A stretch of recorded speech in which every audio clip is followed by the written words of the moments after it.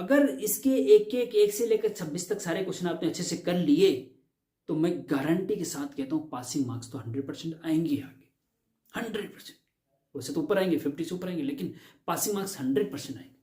इसका पार्ट 1, 2, 3 हम अपलोड कर चुके हैं। सेक्शन 2 मार्क्स वाले बी सेक्शन बी और सेक्शन सी के भी 3 क्वेश्चन अपलोड कर चुके हैं ऑलरेडी, उनको आप देख चुके होंगे। अब हम चलते हैं इसके क्वेश्चन नंबर 23 पे। वेरी इंपॉर्टेंट है 23, 24, 25, 26 4 क्वेश्चन है। इन 4 क्वेश्चन को इस लेक्चर में हम कराएंगे और चारों के चारों बहुत ज्यादा इंपॉर्टेंट है आपके आने वाले एग्जाम के लिए, तो ध्यान से देखिएगा, बहुत इंपॉर्टेंट है। जिसका क्वेश्चन नंबर 23 ये है कि so that x upon log x base e has a minimum value of e, मतलब कि सिद्ध कीजिए कि x upon log x base e का न्यूनतम मान e है।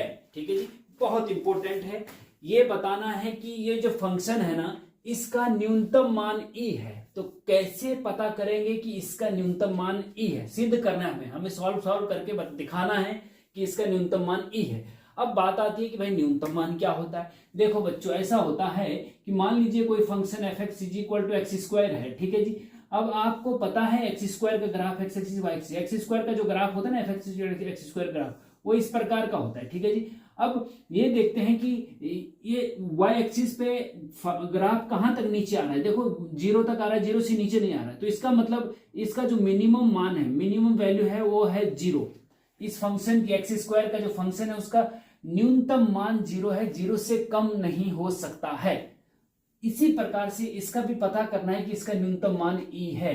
अब या तो इसका ग्राफ बनाना आता है आपको तो तब भी हो सकता है, लेकिन इसका ग्राफ बहुत कॉम्प्लिकेटिव है स्टूडेंट। तो इसका दूसरा तरीका यह है, ध्यान से देखना, जब भी आपके क्वेश्चन में मिनिमम और मैक्सिमम आएगा तो समझो कि मैक्सिमम मिनिमा का क्वेश्चन है।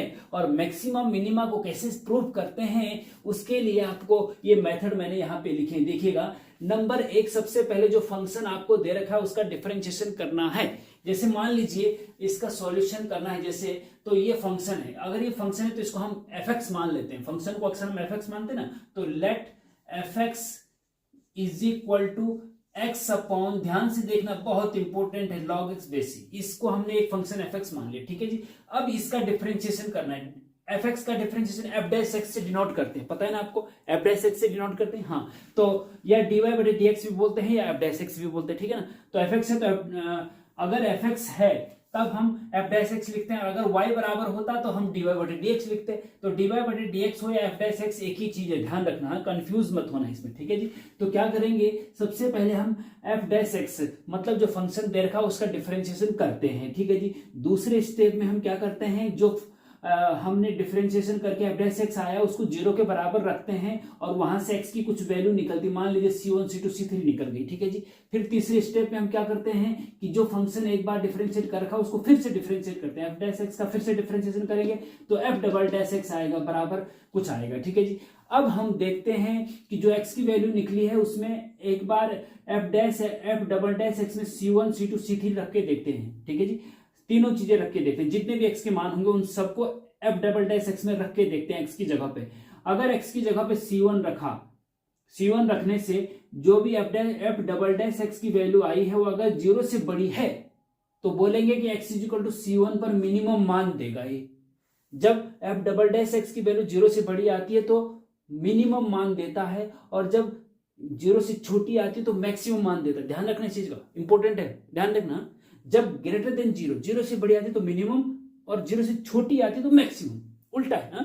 ध्यान रखना इसका, ऐसा ये मेथड इसका है, ये बहुत इंपॉर्टेंट है। अब देखिएगा आगे, इसको हम इसी मेथड के आधार पे आगे करेंगे। देखो, तो क्या करते हैं कि सबसे पहले हम f'(x) निकालते हैं। ठीक है जी, f'(x) बराबर क्या होगा,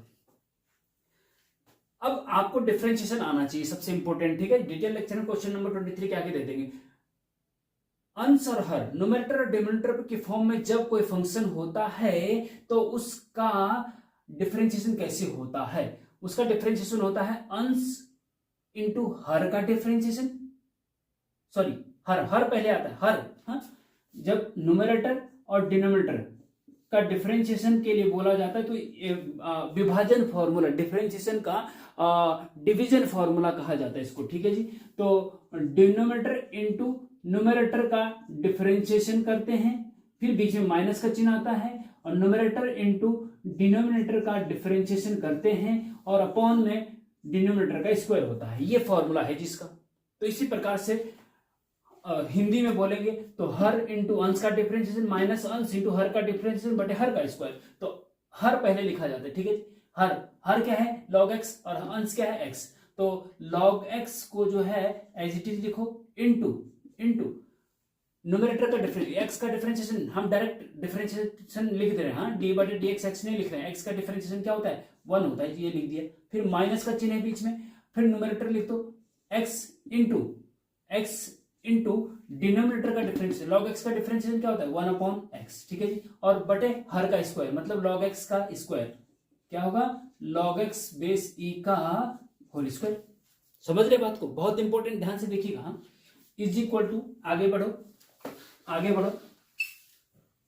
ये तो हो गया आपका 1 इंटू दिस करेंगे तो सेम वही आएगा log x base e minus x से x कट जाएगा 1 बचेगा upon log x base e का होल स्क्वायर, ठीक है जी। ये f डैश x आ गया। अब हम दूसरे स्टेप में क्या करते हैं, f डैश x को 0 के बराबर रखते हैं। Now for maxima and minima के लिए हम f डैश x को 0 के बराबर रखते हैं। f dash x is equal to 0 implies f dash x की वैल्यू क्या है, ये है जी, ये 0 के बराबर हो जाएगी log x base e minus 1 upon log x base e का whole square is equal to 0 implies इसका क्रॉस मल्टीप्लिकेशन 0 में चला जाएगा तो log x base e minus 1 बराबर 0 हो जाएगा और implies log x base e बराबर 1 हो जाएगा, माइनस 1 उधर जाएगा प्लस का 1 हो जाएगा। और ध्यान देना, अब इंपॉर्टेंट यहां पे बात बता रहा हूं मैं आपको, e को आप log e बेस e लिख सकते हैं। जब ये दोनों सेम होते हैं ना तो log की वैल्यू 1 होती है। अब log x base e log e base e ये दोनों बराबर हैं, ये बराबर आया है इसके। अब log के है बेस e के बराबर, तो इसका मतलब x इक्वल टू ई होगा। तो इसका मतलब x इक्वल टू क्या आया है, e आया है। जैसे यहाँ पे x equal to c1 c2 c3 रखे ना, यहाँ पे x इक्वल टू e आया है, एक ही मान आया।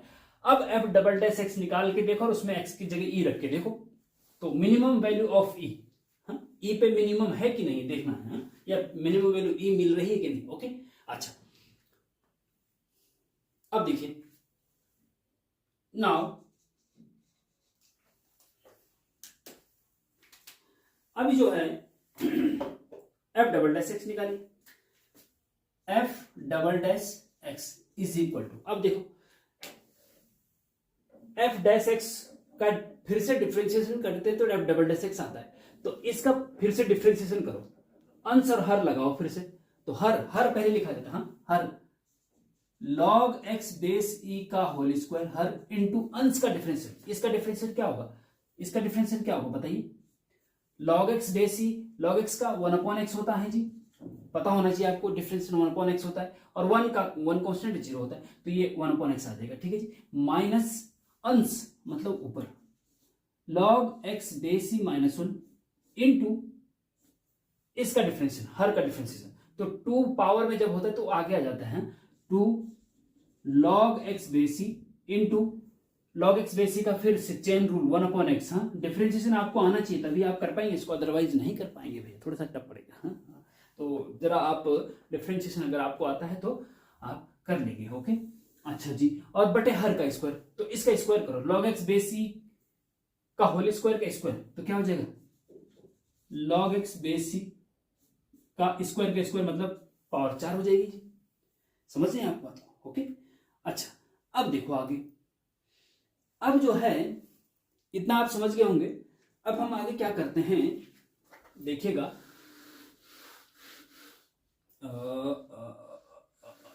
चलो ठीक है। अब हम x की जो वैल्यू e आई थी वो f डबल डैश x में रख के देखते हैं, ठीक है जी। नाउ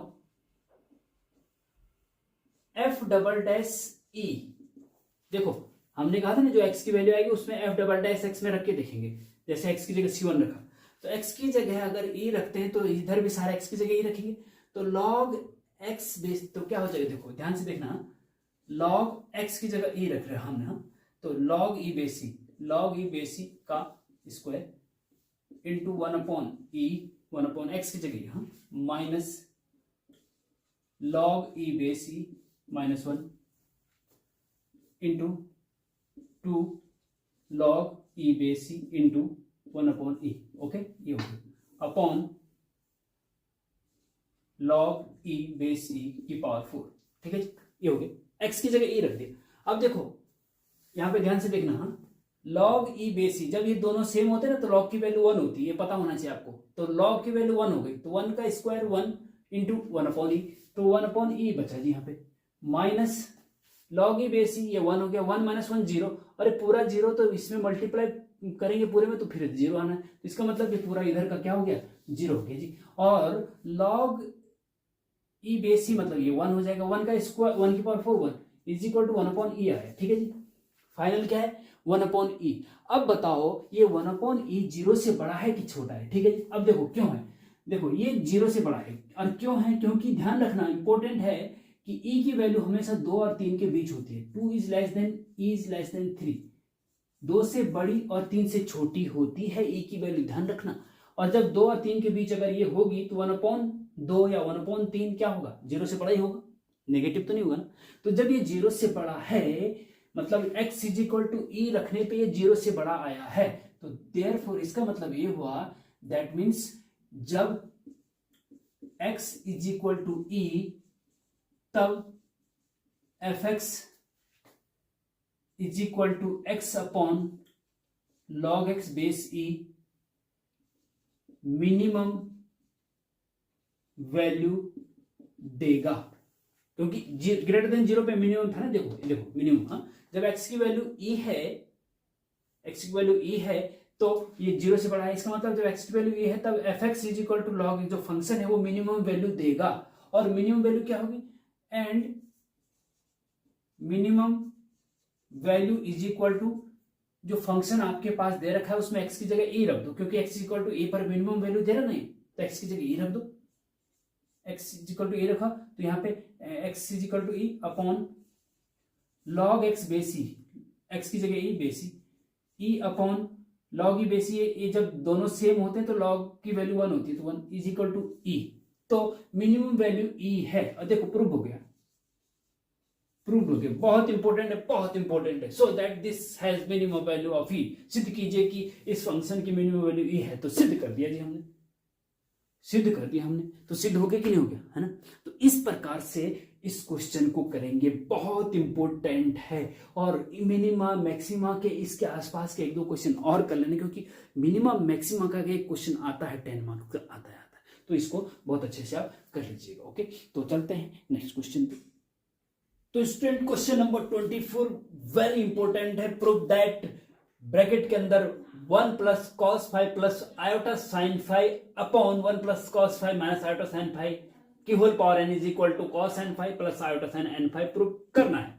अब आयोटा, जैसे ही मैंने आयोटा बोला, आई है ये आई, हाँ, इसको यहां पे आयोटा पढ़ते हैं। आयोटा जैसे ही मैंने बोला तो आपके दिमाग में क्लिक कर जाना चाहिए कि ये जो है कॉम्प्लेक्स नंबर का क्वेश्चन होगा। और कॉम्प्लेक्स नंबर में भी जब पावर n होती है cos theta plus iota sine theta की होल पावर n, मतलब 2 4 5 10 से बड़ी पावर जब होती है नेचुरल नंबर, तो समझो कि ये डिमॉएवर थ्योरम का प्रयोग इसमें होगा। डिटेल लेक्चर हमने इसका बहुत अच्छे से बता रखा है। क्वेश्चन नंबर 24 के सामने नीचे डिस्क्रिप्शन में लिंक दे रखा है डिटेल लेक्चर का, उसको जरूर देख लीजिए, बहुत अच्छे से हमने उसको समझा रखा है, जिससे कि आपके और इसके आसपास के और क्वेश्चन भी क्लियर हो जाए। लेकिन इसको कैसे करना है देखिएगा, बहुत इंपॉर्टेंट है। मोस्टली 2-3 साल तो मैंने भी देख लिया इसको रिपीट होते हुए, तो देखिएगा इसको De Moivre theorem cos theta plus iota sine theta की whole power n is equal to क्या होता है, जो डिमॉएवर थ्योरम है कि जो पावर n होती है नेचुरल नंबर वो थीटा के साथ कोण के साथ आ जाती है, तो मतलब cos n theta plus iota sine n theta हो जाती है। तो इसमें इसी प्रकार का कुछ लगाना पड़ेगा, लेकिन पहले इस फॉर्म में cos theta plus iota sine theta के फॉर्म में ये होना चाहिए, तभी ये हो सकता है। तो लेफ्ट हैंड साइड है आपकी ये क्या है 1 plus sorry plus iota sine 5 upon 1 plus cos 5 minus iota sine 5 की होल पावर n, ये लेफ्ट हैंड साइड है। ठीक है जी। अब देखो अब देखो इसमें ये वाला फॉर्मूला डिमोएवर थ्योरम का एक फॉर्मूला तभी लगता है जब ये cos theta plus iota sine theta के फॉर्म में होगा, लेकिन यहाँ पे 1 प्लस एक्स्ट्रा 1 अलग दिख रहा है कुछ, तो ये 1 हटना चाहिए। ये 1 कैसे हटेगा भैया? तो आपको ट्रिग्नोमेट्री में पता होना चाहिए कि cos 2 थीटा का एक फॉर्मूला होता है 2 cos स्क्वायर थीटा माइनस 1, और एक होता है 1 माइनस 2 साइन स्क्वायर थीटा, ये भी होता है, ठीक है जी। लेकिन जो कोण यहाँ होता है उसका आधा इधर हो जाता है। अगर यहाँ पे cos थीटा है तो यहाँ थीटा बाई 2 हो जाएगा, यहाँ 2 थीटा है अभी तो यहाँ थीटा है, ठीक है जी। इस चीज का ध्यान रखेंगे। एक फॉर्मूला होता है साइन 2 थीटा का, बहुत इंपॉर्टेंट है दोनों फॉर्मूले। 2 sine theta into cos theta, मतलब कोण आधा हो जाता है। 2 थीटा है तो थीटा थीटा हो गया। अगर यहाँ थीटा होता केवल साइन थीटा होता इस फॉर्मूले को लगाना तो यहाँ थीटा बाई 2 थीटा बाई 2 हो जाएगा, ठीक है जी। यहाँ पे वही कंडीशन होने वाली है, दिखेगा 1 प्लस देखो cos 5, जब cos 2 थीटा बराबर 2 cos स्क्वायर थीटा माइनस 1, तो cos थीटा बराबर क्या हो जाएगा 2 cos square theta by 2 minus 1, तो थीटा की जगह 5 है बस, तो ये हो जाएगा 2 cos square 5 by 2 minus 1। cos 5 का फॉर्मूला हमने ये लिख दिया, ठीक है जी। थीटा की जगह 2 थीटा की जगह यहाँ पे 5 है, तो यहाँ पे 5 है तो यहाँ पे 5 बाई 2 हो जाएगा, कोण आधा हो जाता है, इसलिए है cos थीटा का cos 5 का फॉर्मूला हो गया प्लस आयोटा साइन 5 का फॉर्मूला, जब साइन थीटा का formula sine 2 sine theta by 2 cos theta by 2, तो साइन 5 का 2 साइन 5 बाई 2 cos 5 बाई 2 होगा, तो into 2 sine 5 by 2 into cos 5 by 2, ठीक है जी, अपॉन ध्यान से देखिएगा 1 प्लस cos 5 का 2 cos square 5 by 2 minus 1 minus 2 iota लिखवा के 2 साइन 5 का वही फॉर्मूला जो ऊपर है sine 5 by 2 into cos 5 by 2। ध्यान से देखना बहुत इंपॉर्टेंट है। अब देखो जी +1 से -1 कर देगा, +1 से -1, इसीलिए हमने ये फॉर्मूला का यूज किया। हमें 1 हटाना था ना, क्योंकि हमें इस फॉर्म में लाना है भाई, 1 नहीं चाहिए हमें, तो 1 हटाने के लिए हमने इन cos 5 और sin 5 के फॉर्मूले लिखे और उससे 1 हट गया बस। अब देखो आगे, अब ये 1 हटने के बाद इधर तो बचा 2 cos स्क्वायर 5 बाई 2, इधर iota 2 sin 5 by 2 cos 5 by 2, दो पद ये है और पावर n भी है, ध्यान रखना। अब एक पद ये है, एक पद ये है, नीचे भी एक पद ये है, एक पद ये है ना। इस पूरे इसमें कॉमन क्या आ रहा है देखो, इस पद में 2 cos 5 बाई 2 है, यहाँ पे भी 2 cos 5 बाई 2 है, तो 2 cos 5 बाई 2 कॉमन आ रहा है, नीचे से भी 2 cos 5 by 2 2 cos 5 by 2 common आ रहा है, और जो कॉमन आ रहा है वो कट जाएगा भैया, सीधी सी बात है, क्योंकि उस ऊपर से भी 2 cos 5 बाई 2 कॉमन आ रहा है, नीचे से भी 2 cos 5 बाई 2 कॉमन आ रहा है, तो कट जाएगा। अंदर जो बचेगा वो लिख देते हैं हम, जो कट रहा है उसको नहीं लिख रहे हम, ठीक है। तो जब 2 cos 5 बाई 2 यहां से कॉमन लेंगे तो यहां क्या बचेगा, इतने में केवल cos 5 बाई 2 बचेगा भैया, प्लस यहां क्या बचेगा 2 cos 5 बाई 2 कॉमन ले, आयोटा साइन 5 बाई 2 बचेगा जी, अपॉन यहां पे देखो 2 cos 5 बाई 2 कॉमन लिया तो cos 5 बाई 2, क्योंकि होल स्क्वायर था ना, cos 5 बाई 2 बचा, माइनस देखो यहां माइनस है, यहां प्लस नहीं माइनस है, आयोटा साइन 5 बाई 2 की होल पावर n है जी, ठीक है। ध्यान रखना, बहुत इंपॉर्टेंट बात बता रहा हूं, ध्यान रखना, ओके। अब देखिए ये जो होल पावर n है, तो इस ऊपर वाले की पावर भी इसकी भी हो, उनकी अलग अलग पावर आप लगा सकते हैं। अब ये क्यों लगा रहे हैं देखिएगा, आगे पता चल जाएगा। cos 5 by 2 plus iota sine 5 by 2 का होल पावर n, ठीक है, ठीक है, कोई दिक्कत नहीं, अपॉन इसका होल पावर n अलग कर लो, cos 5 by 2 minus iota sine 5 by 2 की होल पावर n, अलग अलग कर दिया हमने, ठीक है, कोई दिक्कत नहीं। अब देखिए ध्यान से देखना, अब इसमें डिमाइवर थ्योरम लगा सकते हैं ऊपर वाले में, देखो क्योंकि cos theta plus iota sine theta की पावर n को आप n को कोण में ले जा सकते हैं, cos आयोटा प्लस सेम है सारा, केवल एंगल की जगह 5 बाई 2 है, 5 बाई 2, तो क्या फर्क पड़ा, कोई फर्क नहीं, पावर एन, एन को यहाँ पे 5/2 के साथ ले जाना बस, ठीक है। तो डिमाइवर थ्योरम लगा दो इसमें, तो cos n 5/2, n को 5 के साथ ले गए, डिमाइवर थ्योरम हो, डिमाइवर थ्योरम लगाने पर आप बोल सकते, लिख सकते हैं यहाँ पे प्लस आयोटा साइन n 5/2, तो n अंदर चला गया ना, चला गया, ओके। अब इसको देखो, आप इसको देखना ध्यान से जरा, इसको ऊपर ले जाओ, इस पूरे को ऊपर ले जाएंगे तो पावर ऊपर जो प्लस की वो माइनस की हो जाएगी, cos 5/2 माइनस आयोटा साइन 5/2 की होल पावर क्या हो जाएगी, माइनस है। अब ध्यान देना, जरा ध्यान देना, बहुत इंपॉर्टेंट है। मैं पहले डिटेल लेक्चर में बता चुका हूं, अगर आप डिटेल लेक्चर देखने का समय नहीं तो देखिएगा। जब यहां पे भी प्लस हो और पावर वाला भी प्लस वाला हो तो यहां बीच में प्लस आएगा, ध्यान रखना, इंपॉर्टेंट बात बता रहा हूं। और सेम रहता है केवल यहां, जब ये प्लस और ये भी प्लस तब भी यहां प्लस, जब ये माइनस और ये भी माइनस तब भी यहां प्लस, दोनों माइनस होने पे और दोनों प्लस होने पे यहां पे प्लस आता है। नोट कर लो, मैं लिख नहीं रहा हूं, आप नोट कर लो, मेरी जुबान को नोट करो। अगर यहां पे माइनस है, यहां पे प्लस है, या फिर यहां पे माइनस है, यहां पे प्लस है, इन दोनों में से एक अगर माइनस का है तो यहां बीच में माइनस आएगा। इन दोनों में से अगर एक माइनस का और एक प्लस का है तो यहां पे माइनस आएगा, नोट करो। नंबर 2, अगर दोनों प्लस या दोनों माइनस है तो यहां पे प्लस आएगा। तो अब दोनों माइनस है तो यहां पे जब n को अंदर ले जाएंगे तो यहां प्लस आएगा जी। तो यही हम बोलना चाह रहे हैं, cos n 5/2 plus iota sine n 5/2, minus n को यहां कौन के साथ ले जाओ तो n इनके साथ आ जाएगा और यहां प्लस हो जाएगा। जैसे कि यहां मैंने बताया ना, अगर दोनों माइनस के हैं तो यहां प्लस आता है, बस n अंदर चला जाता है। n 5/2 plus iota sine n 5/2, ठीक है जी, ये हो जाता है। अब एक डिमाइवर थ्योरम तो एक ये है, दूसरी थ्योरम एक और भी है कि cos θ1 plus iota sine θ1 into cos θ2 plus iota sine θ2 is equal to, लिख सकते हैं cos θ1 plus θ2 plus iota sine θ1 plus θ2।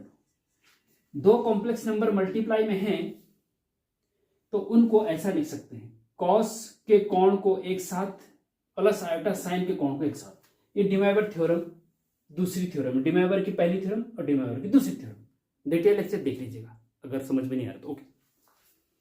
अब इसी के आधार पे इसको, दूसरी थ्योरम के आधार पे इसको आप क्या कर सकते हैं, देखो, is equal to cos this plus this,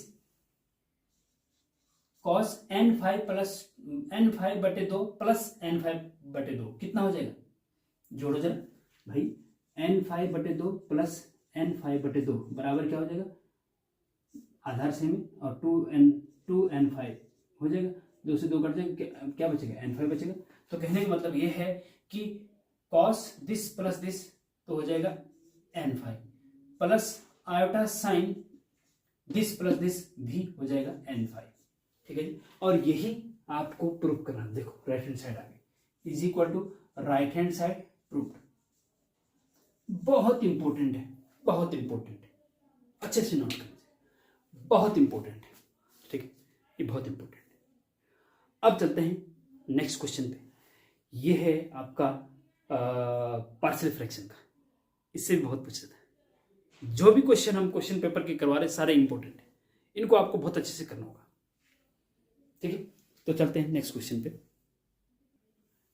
next question, question number 25, resolve into partial fraction 1/1 plus x cube. 1/1 plus x cube को आंशिक भिन्नों में वियोजित कीजिए। आंशिक भिन्न पार्शियल फ्रैक्शन में चेंज करना है इसको, ठीक है। तो इसका डिटेल लेक्चर हमने बता रखा है कि जब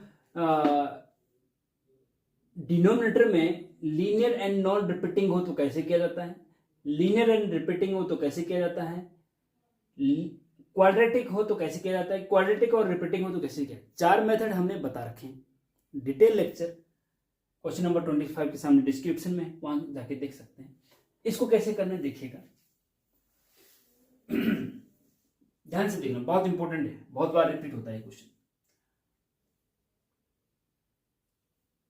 लेट जिसका पार्शियल फ्रैक्शन में चेंज करना होता है ना, हाँ देखो चलो, 1/1 प्लस एक्स क्यू है ना, जो इसको आप 1 का क्यू भी लिख सकते हैं। 1 का क्यू प्लस एक्स का क्यू, 1 का क्यू 1 ही होता है, तो 1 का क्यू प्लस एक्स का क्यू, ए क्यू प्लस बी क्यू का फॉर्मूला आप लगाएंगे तो क्या निकलेगा आपको बताइए। देखो ए क्यू प्लस बी क्यू का फॉर्मूला, ए क्यू प्लस बी क्यू का जो फॉर्मूला होता है ये आपको याद होना चाहिए, वो होता है A plus B, A square plus B square minus A B, ये होता है। अगर यहां पे माइनस है तो यहां माइनस हो जाता है, फिर ये प्लस हो जाता है, बस इतना है। तो हो सकता है आपके एग्जाम में जो आपको आने वाला कल परसों एग्जाम है उसके प्लस की जगह माइनस आ जाए, तो फिर थोड़ा सा घबराना नहीं है, बस केवल यहां पे माइनस हो जाएगा, यहां प्लस हो जाएगा। तो ए क्यू प्लस बी क्यू का ए प्लस बी मतलब 1 प्लस एक्स, 1 प्लस एक्स या एक्स प्लस 1 नहीं लिख दो, 1 प्लस एक्स, चलो 1 प्लस एक्स ही लिखते हैं, कोई दिक्कत नहीं।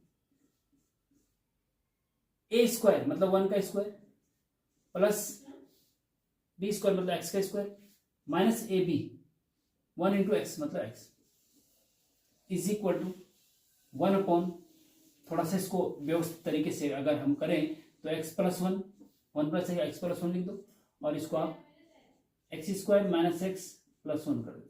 ठीक है जी, ये हो गया। हाँ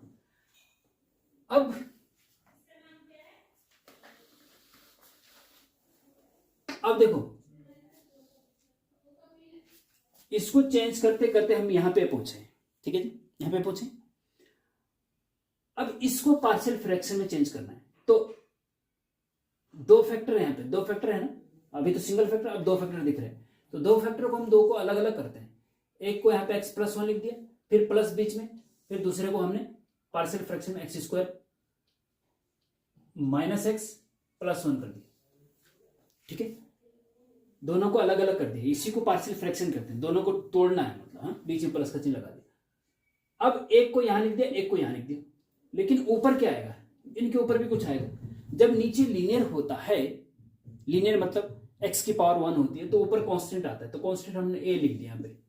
और जब नीचे क्वाड्रेटिक होता है तो ऊपर लीनियर आता है, लीनियर मतलब एक्स की पावर 1 बी एक्स प्लस सी आएगा फिर। ठीक है, ध्यान रखना इसे, इक्वेशन 1 मान लो इसको। ठीक है, अब हमें ए और बी और सी की वैल्यू निकालनी है और इसमें रख देनी आंसर आगे, तो this is equal to this आपका आंसर होगा। ए बी सी की वैल्यू निकाल दो बस, समझ रहे बात को। हाँ, अब इसका एम्प्लाइज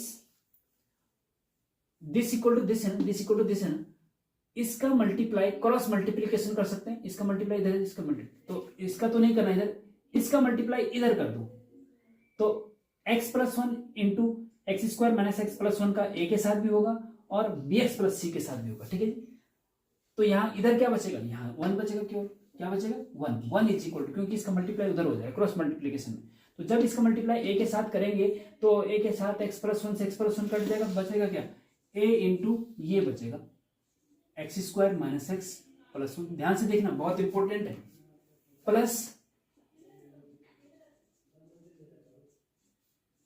बी एक्स प्लस सी के साथ क्या आएगा, इसका मल्टीप्लाई इसके साथ करो, तो नीचे ये है तो इससे कट जाएगा, बचेगा क्या एक्स प्लस 1।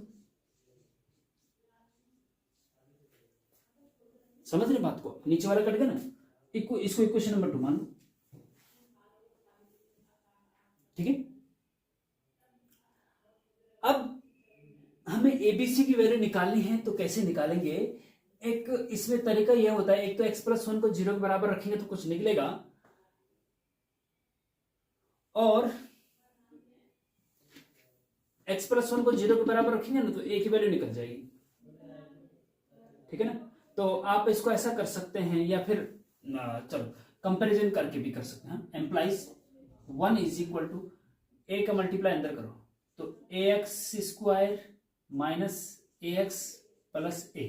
ठीक है जी, अब x का मल्टीप्लाई इसमें करो, प्लस x का करेंगे इसमें तो bx स्क्वायर प्लस cx, अब 1 का करेंगे तो प्लस bx प्लस c। ठीक है जी, इसको थोड़ा सा और 1 is equal to x square वाले एक साथ ले लो, देखो एक्स स्क्वायर वाले दो है ना यहाँ पे, एक ही है एक ही है, तो a plus B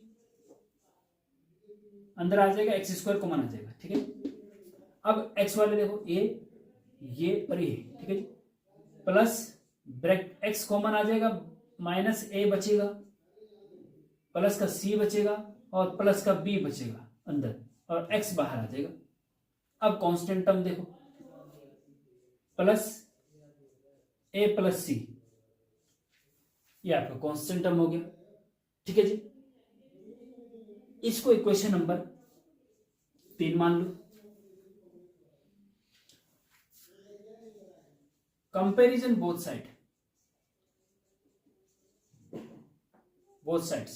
sides comparison करेंगे तो एक्स स्क्वायर का जो कोफिशिएंट है उसकी तुलना लेफ्ट साइड के एक्स स्क्वायर कोफिशिएंट करेंगे।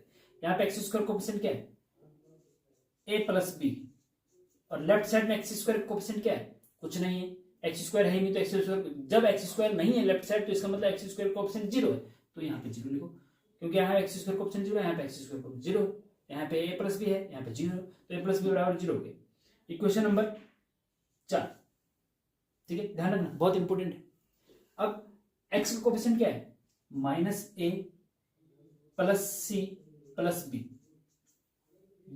राइट साइड में x का कोफिशिएंट ये है और लेफ्ट साइड में x का कोफिशिएंट क्या है, x है ही नहीं, तो इसका मतलब x का कोफिशिएंट 0 है, तो 0 लिखो। इक्वेशन नंबर 5, कांस्टेंट टर्म इधर क्या है, a प्लस सी, और इधर कांस्टेंट टर्म क्या है 1, तो ये 1 के बराबर आ जाएगा। इक्वेशन नंबर 6, 4 5 6 को सॉल्व कर लो, आंसर आ जाएगा। एबीसी की वैल्यू निकाली ना हमको, निकाली, समझिए। दूसरा, इसको और सिंप्लीफाई थोड़ा करने के लिए, क्योंकि जो लीनियर फैक्टर होता है ना, जैसे इक्वेशन 2 है तो लीनियर फैक्टर इसमें है, जब लीनियर फैक्टर 1 होता है तो जितने भी लीनियर फैक्टर होते हैं उनको 0 के बराबर रख सकते हैं। तो इसमें ऐसा कर सकते हैं, put x plus 1 is equal to 0 implies x is equal to -1। जब x प्लस 1 बराबर 0 रखेंगे तो x बराबर -1 आएगा ना। इन इक्वेशन 2, समीकरण 2 में x प्लस 1 बराबर 0 और x बराबर -1 रखने पर समीकरण 2 में रखो जरा, तो क्या हो जाएगा, ये 1 हो जाएगा, is equal to a bracket में x की जगह क्या रखना है, -1, -1 का स्क्वायर कितना होता है, 1 होता है, और यहाँ x की जगह -1 तो माइनस ऑलरेडी यहाँ पर +1 हो जाएगा, और फिर +1 और प्लस bx प्लस सी, जो भी रखेंगे x प्लस 1 की जगह 0 रखेंगे पूरा 0 हो जाएगा, फिर 0 हो जाएगा। तो यहाँ से आपको क्या मिल रहा है, देखो 1 + 1 3a इज इक्वल टू 1, तो a बराबर क्या हो जाएगा 1/3, a बराबर 1/3 आ गया। हमें a b c की वैल्यू निकालनी। अब देखो इक्वेशन 4 में आप आसानी से अब देखो अब आसानी से आप b c की वैल्यू निकाल सकते हैं, क्योंकि a की वैल्यू निकल चुकी।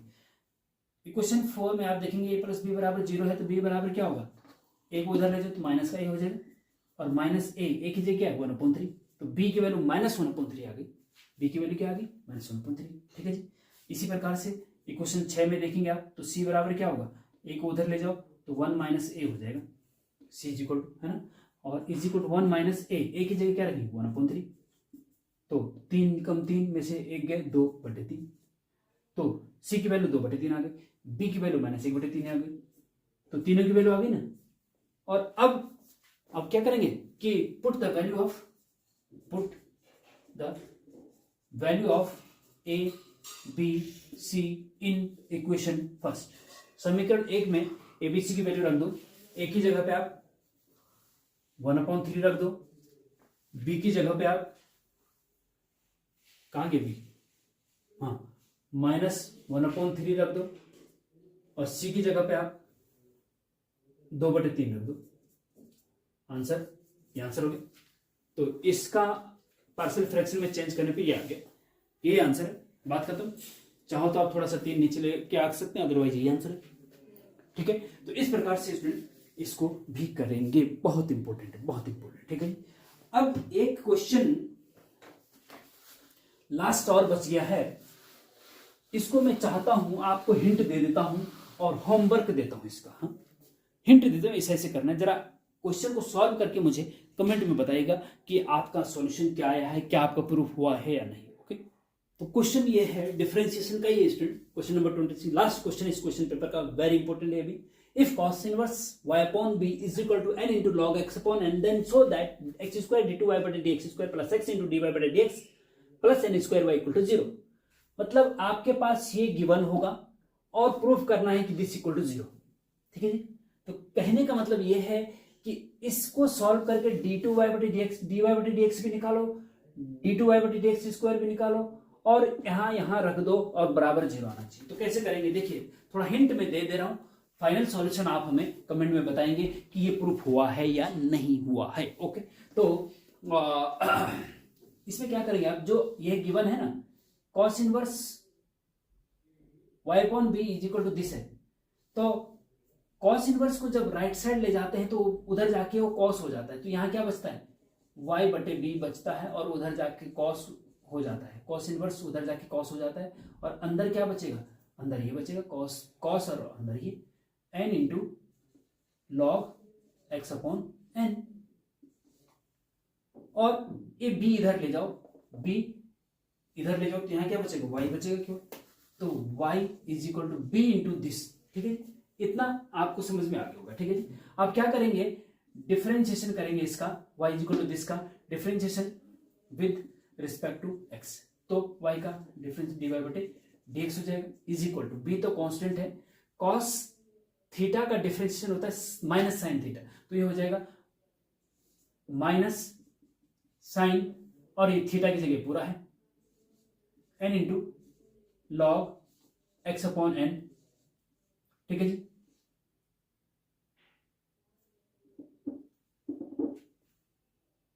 इंटू फिर n log x upon n का, n कांस्टेंट है, x log x upon n का log 1 upon x upon n हो जाएगा। तो मतलब कहने का मतलब यह है कि डिफरेंशिएशन आपको आना चाहिए तो आप कर लेंगे। ठीक है जी। y ये है dy बाई dx जो भी आएगा लिखेंगे, फिर d2y बटे dx स्क्वायर, मतलब एक बार इसका फिर से डिफरेंशिएशन करेंगे तो जो आएगा वो आएगा। अब y की वैल्यू dy बटे dx और d2y बटे dx स्क्वायर की वैल्यू लेफ्ट हैंड साइड में यहाँ रख देंगे, सॉल्व करके बराबर फाइनल 0 आना चाहिए, फाइनल 0 आना चाहिए, गोला अंडा आना चाहिए लास्ट में, सॉल्व करते करते लास्ट में अंडा आना। इतना कॉम्प्लिकेटेड है थोड़ा सा, 10 नंबर इसीलिए फालतू मिल जाएंगे आपको, 10 नंबर ऐसे मिल जाएंगे, कुछ तो करना पड़ेगा ना, तो लास्ट में आपको अंडा मिलेगा। तो इस प्रकार से इसको कर लेंगे। कोई दिक्कत होती है इस क्वेश्चन में तो आप कमेंट में पूछिएगा, नेक्स्ट लेक्चर में आप इसका हम सॉल्यूशन बता देंगे। तो ये क्वेश्चन पेपर जो मैंने 4 पार्ट इसके डाले, 3 इससे पहले, लास्ट ये वाला है, इसको बहुत अच्छे से कर देना। तो इस चीज का ध्यान रखो, इस क्वेश्चन पेपर बहुत अच्छे से कर लो और हो सके आसपास के और क्वेश्चन भी कर लो, लेकिन इसको तो जरूर कर लो, इसको तो बहुत अच्छे से कर लो। ठीक है, फिर मिलते हैं next lecture. Thank you very much.